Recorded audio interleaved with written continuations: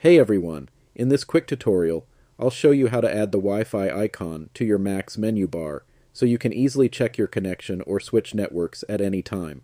Before we get started, don't forget to subscribe to the channel.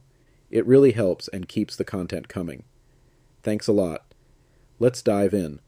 First, click the Apple icon in the top left corner of your screen and choose System Settings. Next, look at the sidebar on the left and scroll down until you see Control Center. Click on it. Now scroll through the list until you find Wi-Fi. By default, it might be set to Don't Show in Menu Bar. Click the drop-down next to Wi-Fi and choose Always Show in Menu Bar. That's it.